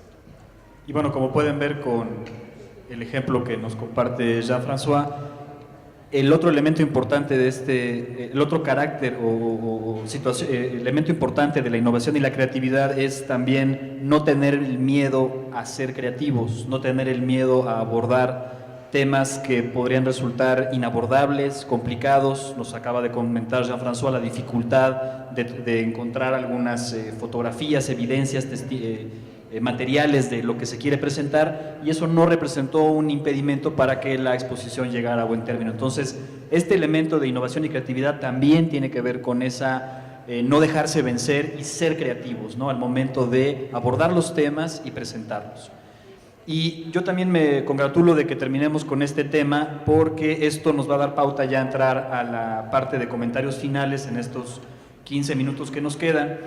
Y entonces, bueno, pues sin mayor preámbulo vamos hacia allá. El día de mañana uno de los talleres que se ofrecerán de alguna manera puede verse como una continuación de esta discusión, y es justamente el taller que ofrece Mariana, cómo conjugar educación, inclusión e interactividad, historias, retos y tendencias de la museología en Quebec, ya que dicho taller tiene como objetivo conocer la historia, los retos y las tendencias de la museología en Quebec, con el fin de reflexionar sobre las limitaciones y los imperativos del presente respecto a la transmisión y valorización de los objetivos heredados del pasado, así como los retos y desafíos que enfrenta la museología en Quebec. Nuevamente, estos temas serán abordados utilizando ejemplos correspondientes al trabajo de 4 instituciones museales y su estrecha relación con los diferentes grupos comunitarios. Llegados a este punto, y para entrar ya al cierre de nuestra plática, y con el afín de construir juntos las posibles conclusiones de esta mesa, de común acuerdo con Jean-François, Mariana y yo entramos en un proceso de reflexión como parte de la preparación de esta mesa y deseamos compartir con ustedes los resultados y cerrar de esta manera la mesa. Entonces, lo que vamos a hacer ahora es compartir con ustedes algunos aspectos que a Mariana y a mí nos han particularmente sorprendido y, por qué no decirlo, hasta maravillado de la museología en Quebec, desde nuestro punto de vista muy particular, el de dos mexicanos que se desarrollan profesionalmente en el mundo de los museos en Quebec. Y además aprovecharía yo este momento antes de mencionar las reflexiones, que son tres, que hace rato que mencioné a los miembros de la delegación de Quebec, no mencioné a Antonio Larios, que está aquí sentado al frente. Él también viene representando a la Boîte Rouge Vif, y él también tiene, como Mariana y yo, esta situación de ser un mexicano que llega a Quebec, que se integra y que trabaja en el mundo de los museos y del patrimonio en Quebec. Entonces, pues a mí me da mucho gusto que nos acompañe también Antonio, ¿no? Entonces vamos a pasar la siguiente diapositiva, por favor. Entonces, la primera reflexión que les queremos compartir, Mariana y yo, es una cosa que nos sorprende del mundo de museos en Quebec, es la existencia de instituciones que faciliten... Una antes, por favor. Ah, no, ahí está bien, no, está bien. Sí, gracias. La existencia de instituciones que faciliten que las diferentes comunidades se expresen y se involucren en el proceso de creación de una exposición. No es solamente trabajar para la comunidad, sino también trabajar con la comunidad. Y por supuesto, como acaban de ver ustedes, el Centro de Historia de Montreal es un vivo ejemplo de esto. La Boîte Rouge Vif también es un organismo que facilita este trabajo con la comunidad, como ustedes van a tener oportunidad de conocer el día de mañana. Entonces, y al respecto de esta inquietud, esta situación que Mariana y yo queremos resaltar, pues cedo otra vez la palabra a Mariana y a Jean-François para que complementen este comentario. Pues simplemente decir que cuando yo conocí a Jean-François en 2011, que estaba haciendo mis prácticas profesionales, fue algo muy interesante, que de alguna manera es un ejemplo de cómo la participación de las comunidades es muy importante en Montreal. Jean-François era amigo del agregado cultural del Consulado de México en Montreal y querían hacer una colaboración juntos, pero dado la misión del consulado, que es de alguna manera darle una vitrina a la cultura mexicana, y del Centro de Historia, cuya la misión es más bien pues valorizar el patrimonio de la ciudad, cómo conjugar ambas cosas. Entonces pues me invitaron a participar porque de alguna manera pues era mexicana y estaba en Montreal y como que caía muy bien en la historia, y lo que se me ocurrió que podíamos hacer era valorizar el patrimonio funerario, que de alguna manera para México no lo tomamos así, pero nuestra conexión con la muerte es extremadamente grande, y bueno, el Día de Muertos es una cosa casi única en el mundo. Entonces, en colaboración con una tercera institución que es un ecomuseo, que en esa época se llamaba el Ecomuseo del Más Allá y ahora se llama Patrimonio Funerario Montreal, juntos hicimos una especie de festival, porque eran diferentes actividades. Había un performance en un antiguo cementerio en la ciudad de Montreal, en el que intentábamos poner cómo los quebequenses viven la muerte y cómo los mexicanos viven la muerte. También hicimos talleres de calaveritas de azúcar para que los niños mexicanos que tal vez no las conocían, pero que habían escuchado de ellas, pudieran tenerlas mucho más presentes, y para que los quebecuas pudieran conocerlas también. Y por último tuvimos el tradicional altar de muerto en el consulado, que siempre se hace, pero decidimos integrar a dos personajes representativos de la cultura popular. Por un lado pusimos a Félix Leclerc, quizás pariente tuyo, que es un músico quebecois de los años 50 a los 70, y a Pedro Infante, que de alguna manera tenían el mismo, digamos, la misma, cuando piensas en ellos, en ambas culturas, tienes como el mismo referente. Entonces, ese es uno de los ejemplos de cómo, de alguna manera, las comunidades podemos integrarnos al patrimonio, compartir lo que nosotros somos, lo que nosotros tenemos, y entender lo que los otros son y lo que los otros tienen. Y al final de cuentas pues vimos que los quebequenses y la muerte también tienen una relación particular. No es exactamente la visión nораmericana del miedo a la muerte, sino está esta parte católica que nos une a todos, y pues fue un proyecto bastante interesante de reagrupación, digamos, institucional. Y Jean-François ahora nos va un poco orientar o ejemplificar lo que representan las comunidades de Montréal para el Centro de Historia, ¿no?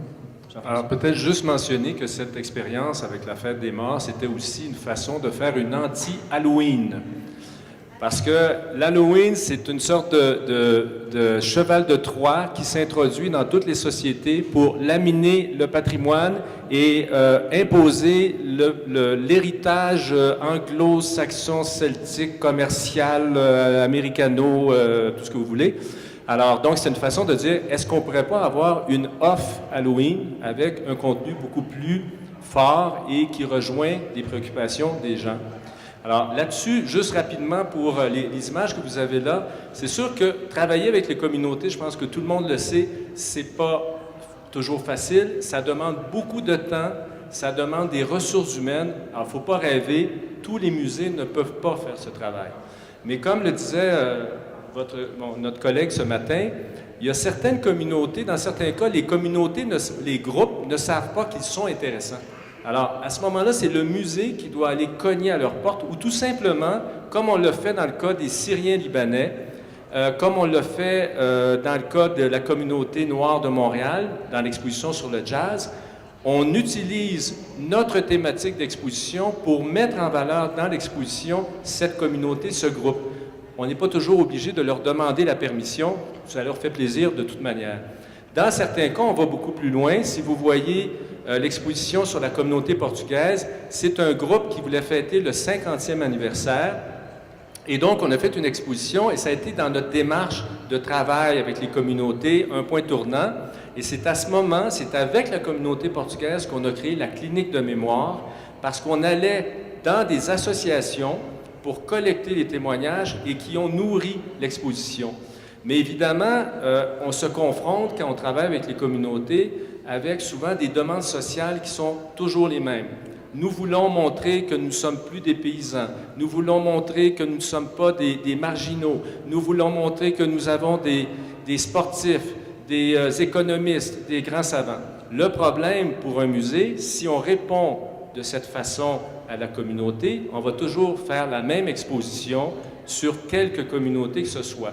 Donc, notre travail, c'est de, comme on disait ce matin, c'est de comprendre la demande et nous, on est des experts pour la communiquer. Donc ça, c'est important de jamais renoncer à ce rôle de communicateur, de designer. On est là pour permettre à une histoire particulière de rejoindre le plus de gens possible. Et c'est ce qu'on a essayé de faire, donc, de différentes manières. Le dernier exemple de ça, c'est une exposition qui s'appelait « Fil de tendresse », qui est venue d'un petit groupe de la communauté portugaise. Donc, on a des liens avec cette communauté grâce à notre exposition de 2003. Et donc, c'était une exposition qui a été faite à partir de poèmes d'un poète de la communauté, d'un travail sociologique, d'un travail aussi d'un réalisateur qui sont allés chercher les témoignages de grands-parents et de petits-enfants de la communauté sur leurs relations. Et ça a donné une exposition extrêmement simple, des panneaux, des témoignages à la télé, mais qui avait une dimension universelle. C'était impossible pour n'importe qui, même si on racontait l'histoire de la communauté portugaise et leurs relations entre grands-parents et enfants, c'était impossible d'être insensible parce que tous, soit comme petits-enfants ou comme grands-parents ou comme parents, on vit cette chose-là. Et ce qui traversait cette petite exposition, c'est le défi de la transmission culturelle. Et ça aussi, ça rejoignait donc un élément fondamental de ce qu'on fait en patrimoine, la notion de transmission.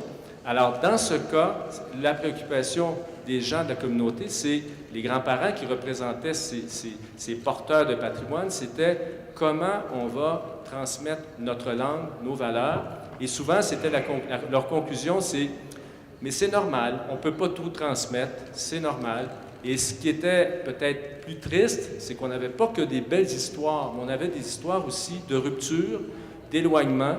Et là, à ce moment-là, pour nous, les musées, on se dit comment on peut, nous, éviter que la rupture ou l'éloignement soit profond et irrémédiable.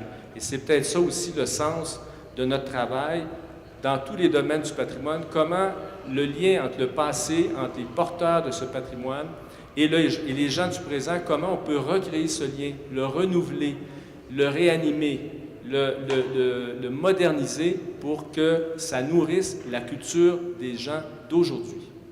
Pasamos a la siguiente diapositiva, vamos a la penúltima diapositiva, y es el segundo elemento que queremos compartirles el día de hoy, que Mariana y yo queremos destacar. En el caso de la museología en Quebec, otra situación que nos sorprende es la dimensión local de sus museos, que proyecta siempre dicha dimensión hacia temas universales. Entre otras cosas, esto se traduce en la utilización, como ya vimos, de objetos simples, de lo cotidiano, pero que también tienen una historia que contar, o en la presentación de exposiciones sobre temas justamente de la vida cotidiana. ¿Mariana?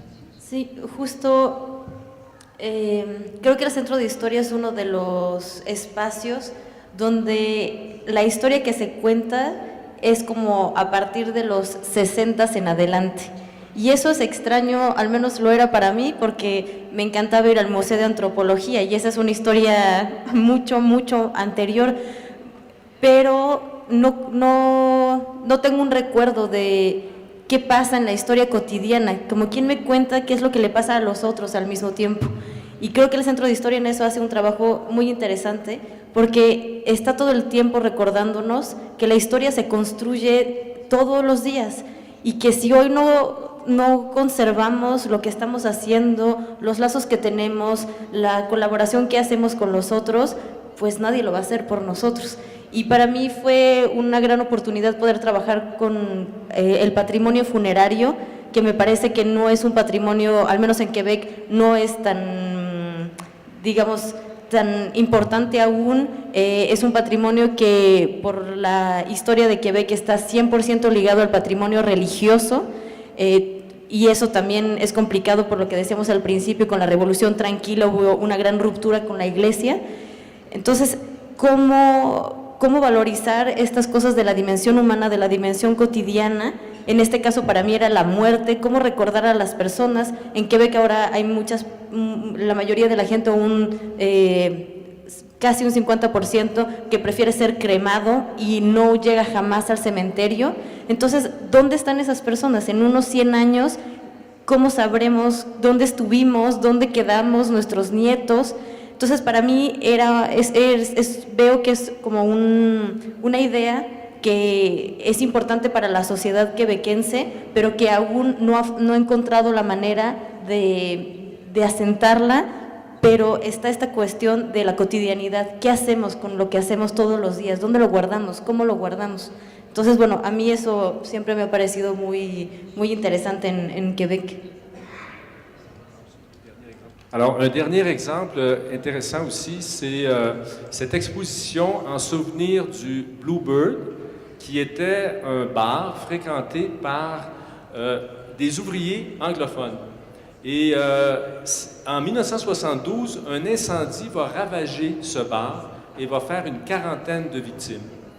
Alors, il y a peut-être 3-4 ans, des descendants de ces gens qui étaient morts au moment du drame sont allés voir le service de la culture de la ville et la municipalité en disant « Nous sommes très tristes, il n'y a jamais personne qui a parlé de ce drame, nous nous sentons marginalisés. » Et évidemment, à travers cette demande sociale, il y avait le sentiment de toute une culture ouvrière anglophone dans une ville majoritairement francophone, dans un Québec qui s'affirmait en français et qui donc s'était senti marginalisé.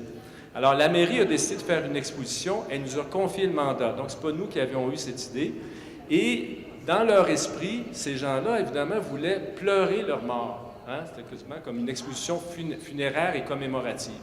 Alors nous, comme je le disais tout à l'heure, on s'est dit comment intéresser tous les Montréalais. Alors on a posé la question à ces gens, qu'est-ce qui faisait que ce bar était si important pour vous? Qu'est-ce qui se passait dans ce lieu? Alors, ce n'était pas des choses tristes, c'était des mariages, des fiançailles, des fêtes anniversaires, des rencontres merveilleuses ou des beuveries peut-être. Mais alors, l'exposition, ça a été donc en 2 temps. Dans un premier temps, raconter l'histoire de ce bar, de ces ouvriers ignorés aujourd'hui de la communauté anglophone, mais on leur a laissé un espace commémoratif où les gens pouvaient se recueillir. Et tout ça s'est fait dans le grand hall de l'Hôtel de Ville. Donc l'espace que vous voyez là, c'est l'Hôtel de Ville de Montréal. Alors donc, on a réussi avec notre manière, notre mission, notre expertise, à accompagner ce groupe qui voulait pleurer ses morts, mais on en a fait autre chose qu'un monument funéraire, et ça au profit de tous les Montréalais, et je pense de ce groupe qui s'est retrouvé valorisé à travers cette exposition. Podemos pasar a la siguiente diapositiva, que ya es la última, y que de alguna manera nos va a llevar a lo que estábamos ya platicando, ¿no? Que es la relevancia del patrimonio inmaterial en la construcción de la identidad, es decir, la relevancia que en Quebec, cuando hablamos del discurso identitario, tiene el patrimonio inmaterial, que este último ejemplo nos va a conectar con todo lo que hemos platicado, con el aspecto de la Revolución Tranquila, con todas las influencias de la museología de Quebec, y que nos va a ayudar a entender por qué en Quebec, para la construcción del discurso identitario, el patrimonio inmaterial tiene un papel tan trascendental. Pues quizás esto es como testimonial de nuestra vivencia en Quebec y todo lo que hemos tenido que hacer para estar allá. Cuando nos preguntan todavía, ¿de dónde eres? ¿Eres mexicana? ¿Eres canadiense? Y creo que gracias a muchas exposiciones como esta de Yo llego a Montreal, que es el título de la que pueden ver ahí, que es otro ejemplo del Centro de Historia, nos permiten reflexionar a los que, digamos, somos de los dos lugares, cuál es nuestro lugar, los dos lugares, dónde estamos parados, quiénes somos. Y cuando uno empieza a reflexionar sobre eso, te das cuenta que pues este patrimonio inmaterial, estas reflexiones de todos aquellos que también somos inmigrantes, al menos en Montreal, todos compartimos un poco lo mismo, pero después vas a algo mucho más amplio y te das cuenta que es la reflexión sobre la identidad misma y que eso es universal y lo compartimos todos, no importa si estamos, si somos inmigrantes y vivimos en el mismo país, pero a través de las exposiciones, al menos en mi caso, me ha permitido ir más allá y decir, bueno, sigo siendo mexicana, sigo promoviendo la cultura de México, pero también soy montrealense porque vivo ahí y también soy quebequense porque finalmente estoy estoy orgullosa de todo el pasado y todo lo que ha vivido ese pueblo, pero al mismo tiempo soy canadiense también porque vivo en ese país, entonces finalmente tengo muchas capas y es a través de las reflexiones, de ver a los otros, de escuchar, igual cuando platicábamos con Gerardo, qué es el patrimonio para ti, qué es la identidad para ti, pues nos lleva siempre a los objetos, a los museos. Entonces, de alguna manera, al menos en mi caso, es a través de las cosas inmateriales que me presentan testimonios en una exposición que puedo reflexionar sobre mi propia identidad en construcción. Como llegar a Quebec y tratar de buscar esos elementos de patrimonio material como asideras y darte cuenta que no están ahí, o sea, no está la Piedra del Sol, no está la Campana de la Independencia, y hay otras cosas que son el patrimonio inmaterial, las cuestiones como los testimonios, la memoria, que es la que te ayuda finalmente, ¿no? Jean-François, ¿quieres agregar algo? Je vais terminer en disant qu'il y a vers 2009-2010, on a fait ce que beaucoup d'entreprises, d'organismes font, c'est ce qu'on appelle une étude de positionnement. Et je pense que c'est fondamental pour un musée de réfléchir d'abord à sa propre identité. Parce que je pense que la plus grande erreur, c'est de faire semblant qu'on est autre chose que nous-mêmes. Et nous, ce qu'on a fait au Centre d'Histoire, c'est qu'on va avoir 35 ans cette année. On a 35 ans cette année, c'est quand même remarquable à l'échelle du Québec et de Montréal. Alors, ce qu'on s'est dit, qui sommes-nous à travers tous les projets que nous avons faits? Et donc, on a dit, oui, notre manière de raconter les choses, avec les décors, avec l'immersion, on a toujours fait ça. Justement, la relation avec les citoyens, la mémoire.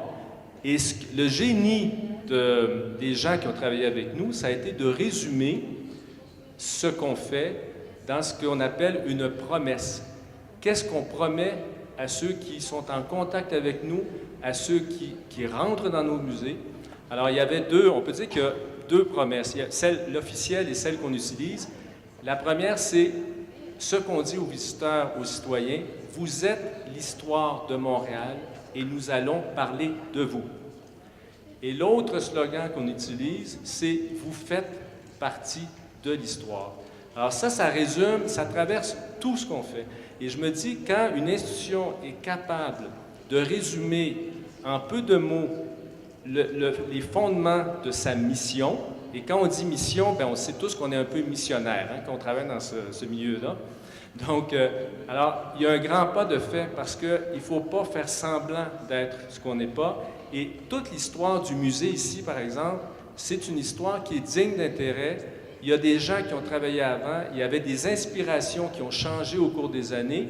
Alors moi, comme responsable du patrimoine, j'avais pour mission de respecter d'abord le patrimoine immatériel, la culture de cette institution qui est le Centre d'histoire. Mais comment je peux l'amener, et ça c'est un directeur qui doit faire ça, comment amener cette mission, cet ADN à une autre époque, comment faire le relais pour que cette institution traverse le temps et soit signifiante pour les gens d'aujourd'hui, comme elle l'a été il y a 30, 40, 50 ou 100 ans. Pues estamos muy agradecidos de estar aquí. Ha sido un verdadero placer. Les queremos agradecer por su atención, el espacio que se nos brindó para platicar de estos temas. También, por supuesto, agradecer a las colegas intérpretes que nos están facilitando la comunicación en ambos idiomas. Siempre se les reconoce su trabajo. Y bueno, pues es todo de nuestra parte. No sé si, creo que ya no hay tiempo porque, bueno, yo te cedo que tú nos digas qué podríamos hacer. Y recordarles lo que les pedimos sobre las influencias de la museología en México. Si nos pueden ayudar con sus hojitas, van a ser muy útiles.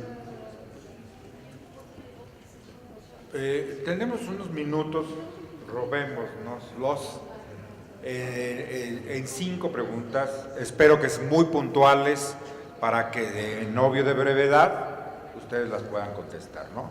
Si hay las 5 preguntas, vamos a ver. Por favor, las que tenga ya déselas al compañero. Gracias. Ojalá y no sean una ponencia más. Bueno, aquí una de las preguntas que nos dan es, ¿existe algún ejemplo en México o Latinoamérica de ecomuseos y cómo funcionarían? Yo creo que es una pregunta que más bien hay que hacerle a los especialistas en México, ¿no? Nosotros estamos aquí.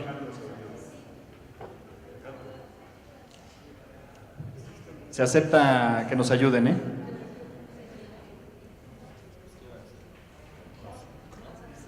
Y realmente no tengo aquí preguntas, en realidad lo que tengo... bueno, aquí hay una que dice... ¿Creen ustedes que ante todo lo desarrollado en Montreal y en Quebec se puede hablar de una ecomuseología contemporánea y local? Excelente, en realidad como estuvo ecomuseología contemporánea y local, en realidad creo que eso es un término que definiría muy bien lo que pasa en los museos, porque efectivamente la importancia de las comunidades está ahí, se buscan siempre temas, digamos, contemporáneos, aunque bueno, hay muchos museos también que tratan temas universales como el caballo y no sé, ahora que está en el Museo de la Historia Canadiense como exposición temporal, pero son cosas, digamos, generales, pero en realidad creo que es un término excelente para definir la museografía quebequense. Museología. Una siguiente pregunta sería, ¿cuál sería un obstáculo en la valorización de la historia y el patrimonio cultural en Montréal?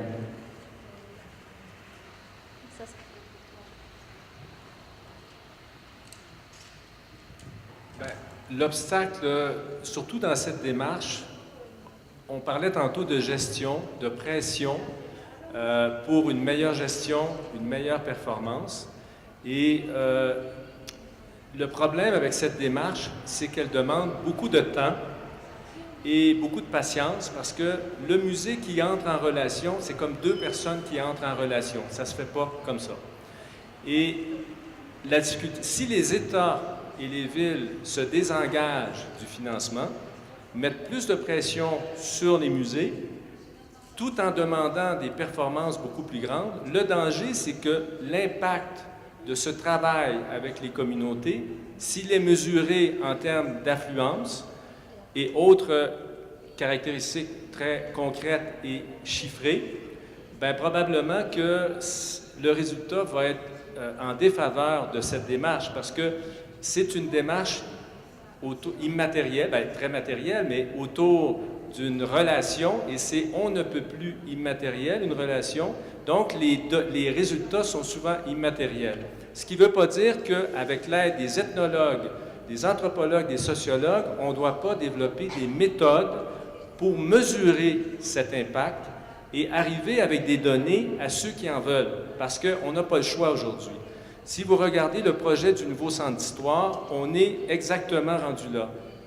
La Ville a décidé de métamorphoser le centre d'histoire, de lui donner de l'ampleur sur la base de sa mission. Ça veut dire plus d'argent dans un lieu au centre-ville, avec plus d'affluence, mais beaucoup plus de pression pour l'autofinancement. Alors, on est exactement en ce moment dans ce dilemme. C'est comme si on était devant deux musées qui doivent se rencontrer.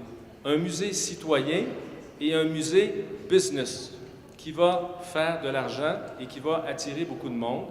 Alors, on essaie de réfléchir comment ça peut se faire. Et on comprend très bien que les municipalités, les États, n'ont pas des ressources infinies et que souvent, c'est que les citoyens ne demandent pas toujours nos institutions. Il ne faut quand même pas se le cacher. On pourrait s'en passer peut-être. Mais nous, le rôle, c'est de dire « Non, non, on sait vous en avez besoin de nous. On va vous démontrer. » Otra pregunta que nos hacen, que parece muy interesante, la voy a reformular un poco, y sería una pregunta también para el Centro de Historia de Montreal.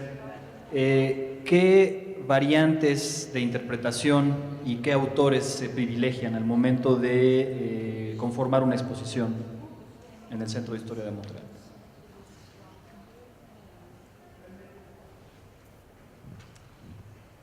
Je ne sais pas si je comprends bien la question, mais c'est sûr que dans le choix des thématiques, il y a d'abord, je parlais tantôt de la préoccupation d'être un succès, bien évidemment, on y pense, mais c'est dans le choix de la thématique. Comme vous avez vu, Quartier disparu, Scandale, Explosion 67, ce sont des thèmes qu'on n'a pas besoin de vendre avec beaucoup de publicité, ça fait partie du conscient et de l'inconscient collectif. Donc, on joue de façon très habile sur ces thèmes qui sont déjà plus ou moins dans l'espace public, sans exclure qu'on puisse aborder d'autres thèmes.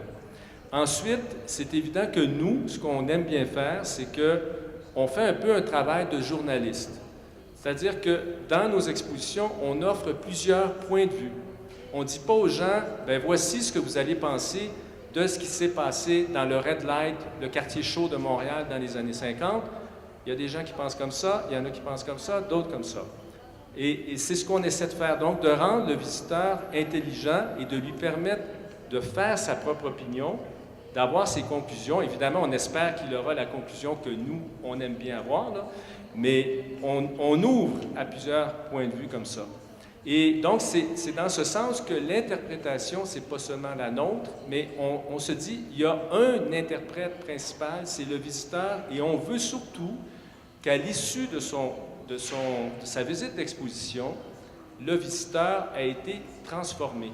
Et moi, je suis toujours fasciné par l'impact du cinéma. Vous allez au cinéma, vous voyez un film, vous sortez, vous avez pleuré, vous avez ri, vous avez découvert un phénomène, vous rentrez chez vous, vous avez été transformé.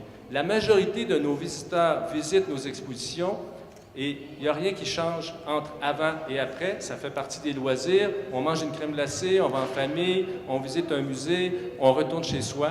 Est-ce que quelque chose dans leur conscience, dans leur identité, dans leur connaissance a été profondément changé? Non. Mais est-ce qu'on ne doit pas travailler pour que ce que le cinéma a réussi ou d'autres arts ont réussi fortement après 100 quelques années de travail, nous, on puisse aussi le réussir et transformer donc la visite de musée en une expérience qui transforme. Y no sé si tenemos tiempo para una última pregunta que nos llegó. Es abierta para cualquiera de los dos. Nos preguntan si hay un fondo para los desastres que afectan el patrimonio y si habría un modelo también particular, algo que podamos decir al respecto en Quebec.